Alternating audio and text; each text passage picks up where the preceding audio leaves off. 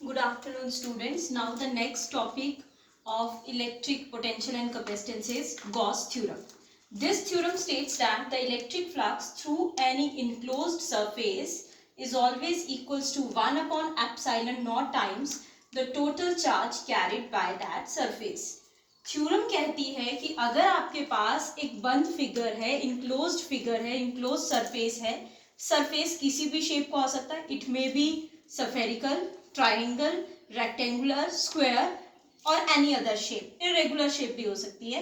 अगर एक ऐसा सरफेस है जिसके पास कुछ चार्ज होना चाहिए, चार्ज या तो सरफेस के इनसाइड होना चाहिए या तो सरफेस पर लाई करना चाहिए on the surface of the figure, then Gauss theorem बोलती है तब उस फिगर का flux that we have already studied in previous lecture, जो फ्लक्स होगा वो किसके बराबर होगा, जो टोटल चार्ज उस सरफेस के ऊपर लाई कर रहा है divided by epsilon naught. What is epsilon naught?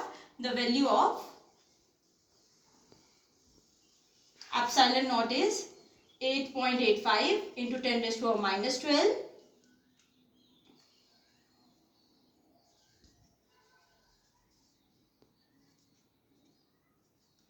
Coulomb square newton inverse metre minus 2।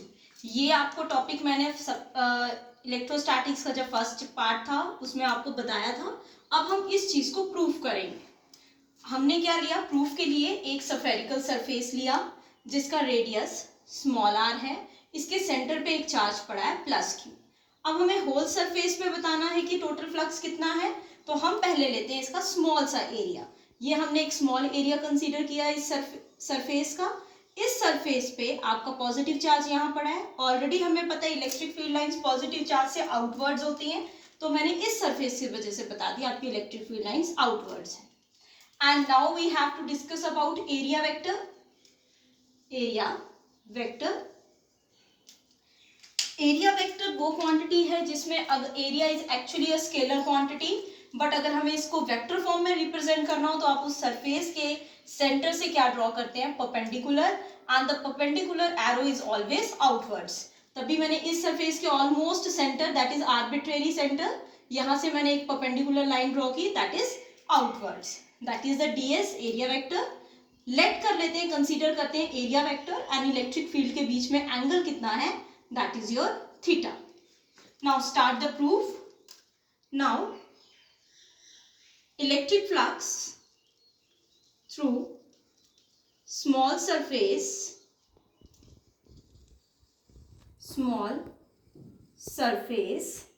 ds is d phi e।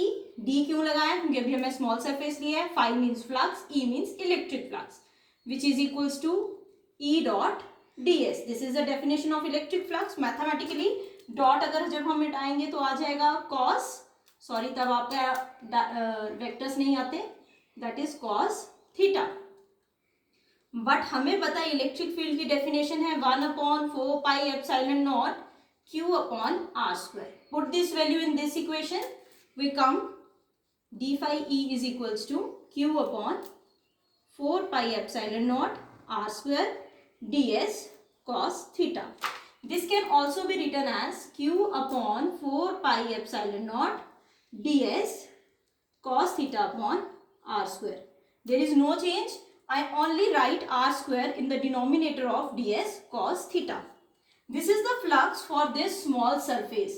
We have to calculate the flux over the whole surface. Integration means whole surface. Why I take 0 mark on this integration? 0 mark means the body or the surface is enclosed. बंद figure है तभी ये zero है। Zero का मतलब ये नहीं है कि आपकी फिगर सिर्फ सर्कुलर है या स्फेरिकल है। Zero means the surface is enclosed, बंद फिगर है। Now the total flux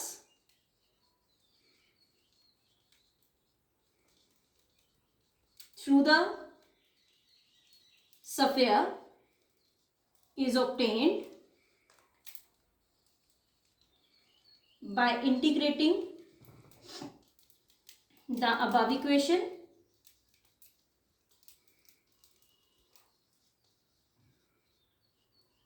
that is integration of d phi e is equals to integration q upon 4 epsilon naught ds cos theta upon r square. What is the integration of d phi e? That is five E which is equals to, enclosed figure है इसलिए हम integration में 0 0 mark कर रहे हैं, q upon 4 pi epsilon not, what is this term, d omega. d omega is the solid angle and solid angle is equals to ds cos theta upon r square. Now integrate करेंगे, integration उसी की होती है जिसके साथ d लगा होता है, then q upon 4 pi epsilon naught बाहर आ जाएगा, integration over close surface that is d omega, what comes out to be q upon 4 pi epsilon naught. Omega is a small angle, small angle तो भी हमें यहाँ पता नहीं है, हम पूरी सफेयर की बात करेंगे. लास्ट प्रीवियस लेक्चर में मैंने आपको दो बैंगल्स के साथ ये करके बताया था, एक कंप्लीट सर्कल में द टोटल एंगल इज 2 पाई. अगर टू बैंगल्स एक दूसरे के अंदर इंसर्ट की जाए, एक बैंगल ऐसी रखी जाए और दूसरी बैंगल को उसके बीच में ऐसे इंसर्ट किया जाए, then it forms a sphere and the total angle of a sphere is 4 pi.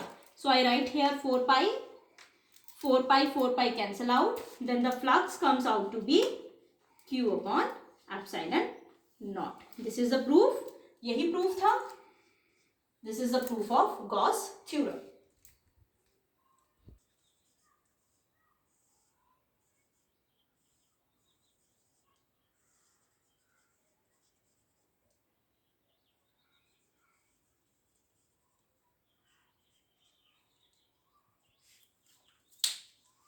Now the next topic is deduction of Coulomb's law from Gauss theorem. This means आपको Coulomb's law को prove करके बताना है, but किसकी help से, Gauss theorem की help से. अब Gauss theorem की हेल्प से प्रूव करना है तो हम एक इनक्लोज्ड फिगर लेंगे, हमने एक बंद फिगर ले ली, उस फिगर के या तो इनसाइड कुछ चार्ज होना चाहिए या उस फिगर के सरफेस पे चार्ज होना चाहिए.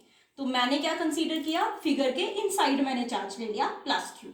ये जो आपका सफेयर है इसका रेडियस मैंने r लेट किया है.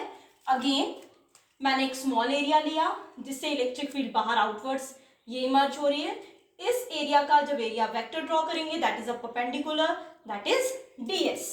Now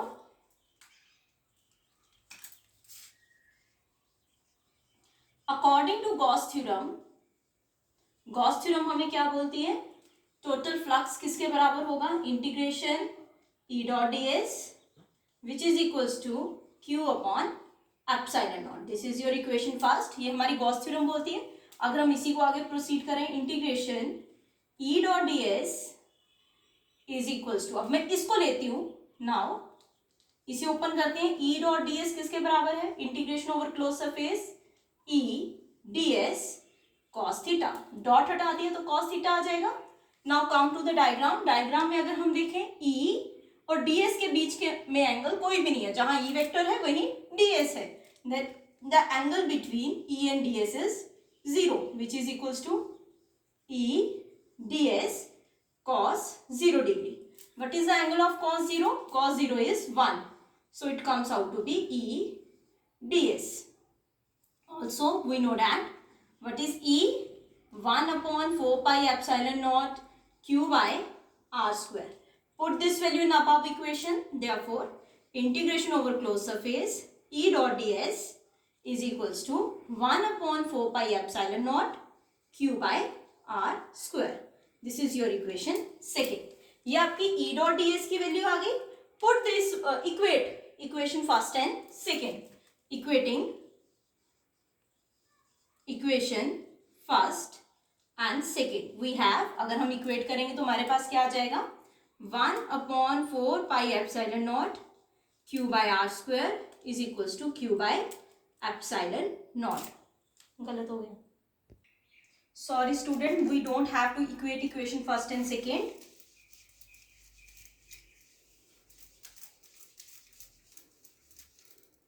You have to put this value in equation first. Now, equation first becomes, that is integration E dot ds becomes now E ds which is equals to q by epsilon naught.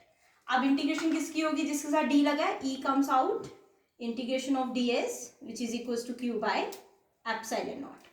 What is ds? ds is the surface area. What is the surface area of a sphere? Surface area of a sphere is 4 pi r square. Radius is small r, so it write as r square q by epsilon naught, which comes out to be E is equals to q upon 4 pi epsilon naught into r square. This is your equation second. 4 pi epsilon naught denominator में लेके, this is your equation second. Now we know that what is the another definition of electric field, which is equals to F upon Q naught, which implies F is equals to Q naught into E. Put equation second in equation third. We have, this is your equation third, we have F is equals to Q naught वैसे ही रहेगा. What is the value of E vector? Second से लेंगे Q upon 4 pi epsilon naught into r square. Here we write vector, so I write it here r cap. अगर आप यहाँ से vector हटा देंगे तो आप इधर r cap भी नहीं लिखेंगे. This is the formula of Coulomb's law. This is required formula of Coulomb's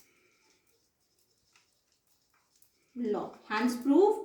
आपने क्या किया, गॉस थ्योरम को अप्लाई किया और क्या निकाल के बताया, Coulomb's law. This is a most important question, carries 3 marks.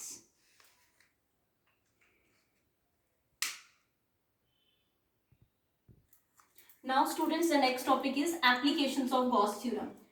The applications of Gauss theorem is most important. आपको या तो इसका न्यूमेरिकल पार्ट पूछा जाएगा फाइनल एग्जाम्स में, या इसके 4 एप्लीकेशंस है, उन 4 एप्लीकेशंस में से कोई एक एप्लीकेशन जरूर आएगी 2 मार्क्स में. Now your first application is calculate the electric field intensity due to the thin infinite long wire. अब हमने क्या करना है, इलेक्ट्रिक फील्ड इंटेंसिटी कैलकुलेट करना है, that is capital E, Gauss theorem को अप्लाई करके, बट किस पर, इनफाइनाइट लॉन्ग वायर. हमने क्या ली, एक लॉन्ग वायर ले ली. This one is a long wire. जितनी लॉन्ग इनफाइनाइट है तो हम इनफाइनाइट का तो कैलकुलेट नहीं कर सकते. हमने इसका फाइनाइट डायमेंशन ले लिया from A to C, whose length is small L and the radius of the wire is small R. हमने वायर को, वायर दिस वन, जैसे आपका पेन होता है, पेन के बीच में जो रिफल होती है that acts as a wire, तो ये इसका हमने इनक्लोज्ड फिगर बनाया. क्यों, अगर हमें गॉस थ्योरम अप्लाई करनी है तो figure must be enclosed and it carries some charge. हमने इसका इनक्लोज्ड फिगर बना दिया. अब इस पे कुछ चार्ज दे दिया, दैट इज प्लस क्यू. ये जो चार्ज है the total charge is Q. अब हमें क्या करते हैं, अब आप मान के चलो यही जो मार्कर है ये आपकी एक थिन वायर की तरह एक्ट कर रहा है. हमने इसके पूरे बॉडी को 3 पार्ट्स में डिवाइड कर दिया. The upper body surface, this circle acts as a body. This curved surface, this one curved surface act as a B body, and the lower circle also acts as a third body, that is C body. अब हम तीनों body parts को अलग अलग से पहले electric field calculate करेंगे, then overall body का इलेक्ट्रिक फील्ड कैलकुलेट करने के लिए सिंपली एड अप करेंगे. Now the wire is one dimension, wire acts as one dimensional body. So according to the definition of linear charge distribution जो आपने previous chapter में पढ़ा है, what is linear charge distribution for one dimension body, that is lambda. Lambda is equals to total charge divided by total length, so q is equals to lambda n. This is your equation first. अब हमें Gauss theorem लगानी है तो हम Gauss theorem लगाते हैं whole body surface पे. Now according to Gauss theorem on thin wire which implies flux phi e integration E dot ds. Close surface क्यों, बॉडी पूरी इनक्लोज्ड है.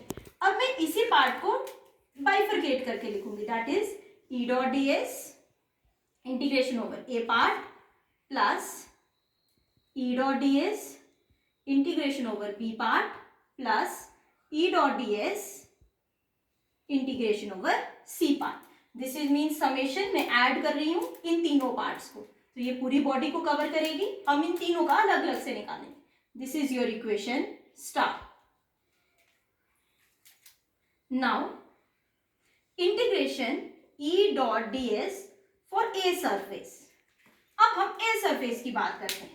This is your A surface. Positive charge अगर यहाँ लाई कर रहा है तो पॉजिटिव चार्ज से आपको पता है इलेक्ट्रिक फील्ड लाइन आउटवर्ड्स होती, so the direction of electric field lines are in this way. Means यहां से इलेक्ट्रिक फील्ड लाइंस ऐसे निकलेंगी, ऐसे, और बाहर की तरफ उस तरफ। तो E वैसे ही रहेगा, ds भी वैसे रहेगा। डॉट हटाएंगे, लिखेंगे cos थीटा। नाउ इंटीग्रेशन वैसे ही, integration E ds cos। What is the theta angle? What is theta? Theta is the angle between E and ds. अब A की बात करें, E तो ये आ गया। What is ds? Area vector कैसे draw करते हैं? जो आपने सरफेस लिया होता है ऑलमोस्ट उसका सेंटर पॉइंट लिया, उस सेंटर पॉइंट से परपेंडिकुलर ड्रॉ करते हैं outwards. So ds is this one. What is the angle between E and ds? That is 90. And the value of cos 90 is 0. Similar grounds पे जब हम जाएंगे, integration over C portion, this spherical portion, E dot ds is equals to integration E ds cos theta, which is equals to integration E ds again cos 90. Because अगर यहां देखें positive charge पड़ा है तो इलेक्ट्रिक फील्ड लाइंस ये होंगी, area vector आपका यहां होगा। This is your electric field lines, this is your area vector. Again the angle is 90 degree and cos 90 is 0. Now last one, your curved surface B, E dot ds, which is equals to integration E ds cos theta, which is equals to integration E ds cos। अब देखते हैं angle B surface पे। This is your B surface. अगर मान के चले इस पे एक पॉजिटिव चार्ज पड़ा है, this is your positive charge,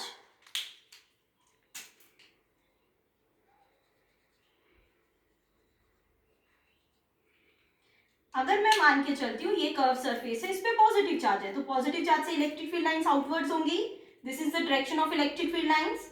और इसी सरफेस पे अगर आप जब एरिया वेक्टर ड्रॉ करोगे तो एरिया वेक्टर क्या होगा, इस सरफेस को ऑलमोस्ट सेंटर, और सेंटर से क्या ड्रॉ करना है, perpendicular. Now the perpendicular is this one, क्योंकि सरफेस अब ये है तो परपेंडिकुलर इसका ये होगा, तो इलेक्ट्रिक फील्ड लाइंस भी यही है और एरिया वेक्टर भी यही है, तो दोनों के बीच का angle 0। This means electric field lines भी यही होंगी एंड तुम्हारा ds एरिया वेक्टर भी इसी तरफ होगा। So the angle between them is 0 degree and cos 0 is 1। Integration E ds। अब इसी स्टेप को आगे फॉलो करेंगे, E तो बाहर आ जाएगा। Integration of ds, what is ds? Surface area, surface area of cylinder. What is the surface area of a cylinder? 2 pi radius into length. So it comes out to be E into 2 pi RL. This is your equation second. Now put equation second in equation star. Therefore equation star becomes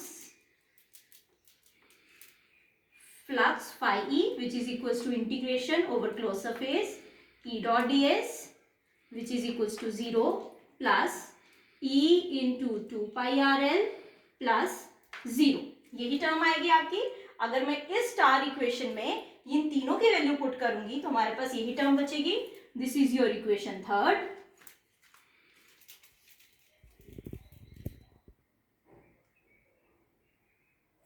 now from equation third we have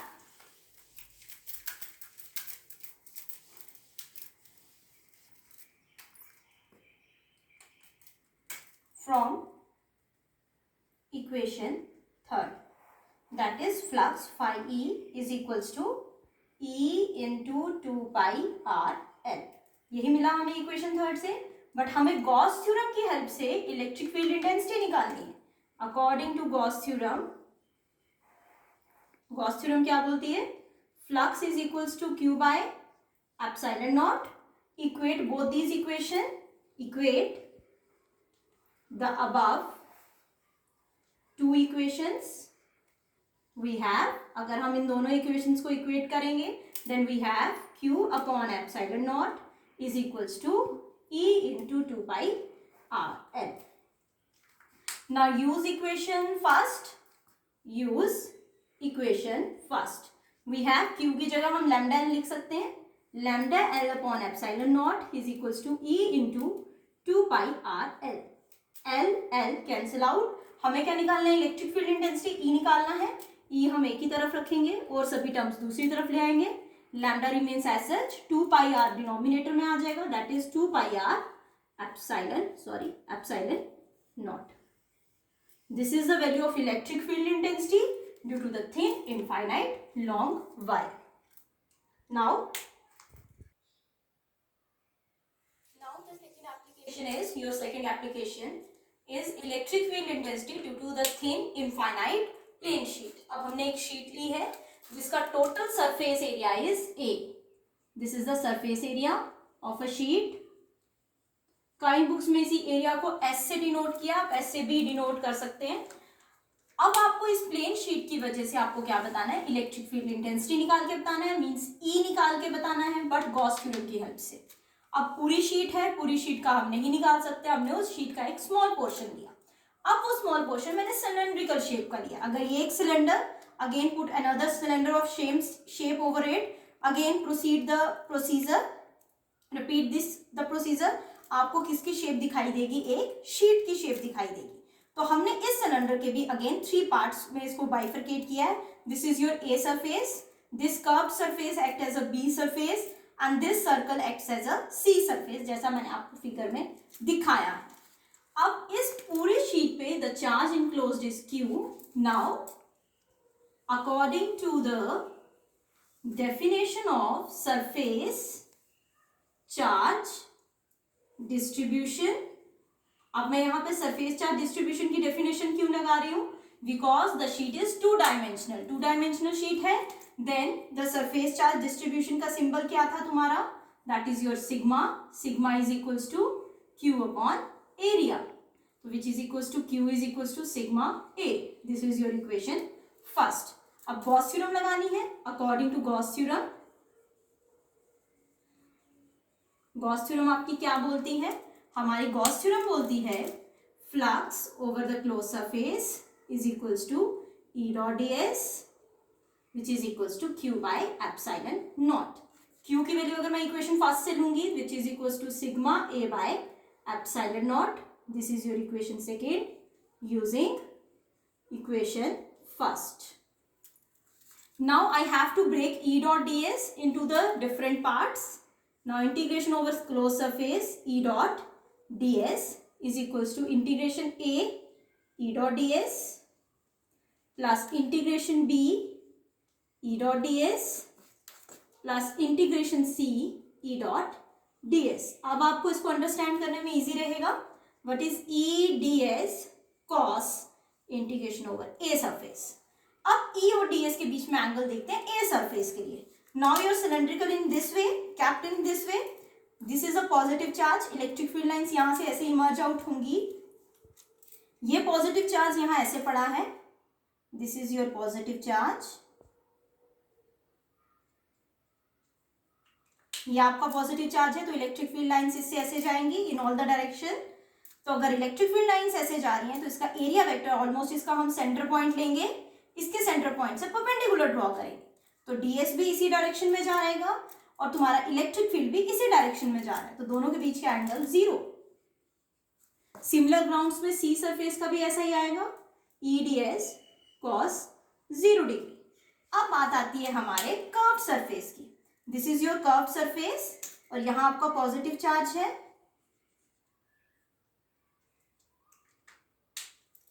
ये आपका curved surface आ गया, ये आपका positive charge है. Positive charge आपका अगर इस वे में जा रहा है तो इसका एरिया वेक्टर, पॉजिटिव चार्ज ये पड़ा है, electric field lines this outward जाएंगी, दिस ये इलेक्ट्रिक फील्ड लाइंस आ गई, तो इसका जो एरिया वेक्टर होगा वो क्या होगा, इसका ऑलमोस्ट सेंटर और वहां से perpendicular my finger. So what is the angle between electric field and area vector, that is 90 degree, which is equals to E D S cos 90 degree. And we know that cos 90 is 0, which comes out to be EDS integration over A surface plus 0 plus integration over C surface EDS. अब ये एक में integration में क्यों कर रही हूँ, क्योंकि ये सिर्फ एक सिलेंडर लिया है. ऐसे सोन बहुत सारे सिलेंडर्स होंगे, सभी के A सरफेस को ऐड करेंगे और सभी के C सरफेस को ऐड करेंगे. Then it comes out to be EA plus EA. What is DS? Surface area. Surface area is A. What is DS? Surface area is A. Which comes out to be integration over closed surface E dot ds. ये वाला step continue हो रहा है, which is equals to 2 times EA. This is your equation third. Comes to the equation second. Equation second बोलती है E dot ds आपका sigma A upon epsilon not है. Equation third बोलती है E dot ds आपका 2EA है. Now equating equation second and third, we come to the conclusion that 2 times EA is equals to sigma A by epsilon naught. A cancel out, which implies E is equals to sigma upon 2 epsilon naught.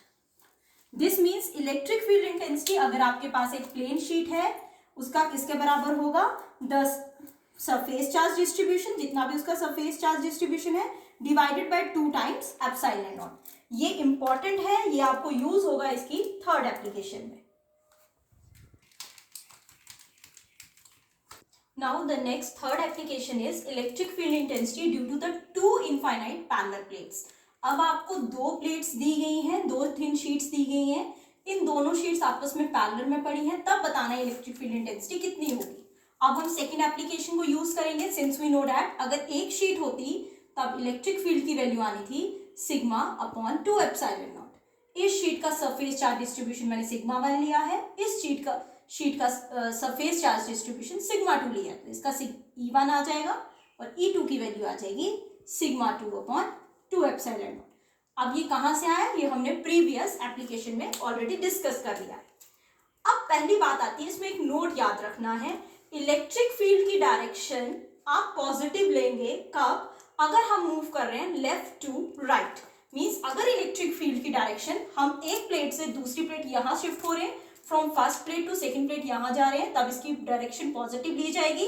अगर आप second plate से first plate की तरफ आएंगे तब इसकी direction negative ली जाएगी. अब हम क्वेश्चन में देखते हैं, हमें बोला है इलेक्ट्रिक फील्ड इंटेंसिटी निकालने को, बट ये मेंशन नहीं किया है कहाँ निकालनी है.